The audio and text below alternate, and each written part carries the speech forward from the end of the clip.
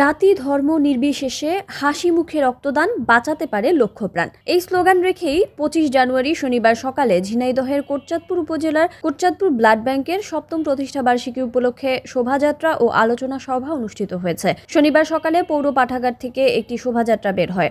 পরে তা শহরের বিভিন্ন সড়ক প্রদক্ষিণ শেষে কোটচাঁদপুর পৌর পাঠাগার মিলনায়তন কক্ষের আলোচনা সভায় এসে মিলিত হন। উক্ত অনুষ্ঠানে অতিথি হিসেবে বক্তব্য রাখেন কোটচাঁদপুর উপজেলা স্বাস্থ্য ও পরিবার পরিকল্পনা কর্মকর্তা ডাক্তার মোহাম্মদ আমানুল্লাহ আল মামুন। ঝিনাইদহ সরকারি কেশবচন্দ্র কলেজের প্রভাষক মোহাম্মদ আলমগীর হোসেনের সভাপতিত্বে অনুষ্ঠানে বিশেষ অতিথি হিসেবে উপস্থিত ছিলেন অতিরিক্ত পুলিশ সুপার কোটচাঁদপুর সার্কেলের মোহাম্মদ মুন্না বিশ্বাস, কোটচাঁদপুর মডেল থানার অফিসার ইনচার্জ মোহাম্মদ কবির হোসেন মাতব্বর। এছাড়া আরও উপস্থিত ছিলেন কোটচাঁদপুর ব্লাড ব্যাংকের সভাপতি শেখ মশিউর রহমান, সাধারণ সম্পাদক মোহাম্মদ আব্দুল আলিম সহ সংগঠনের বিভিন্ন পর্যায়ের নেতৃবৃন্দ।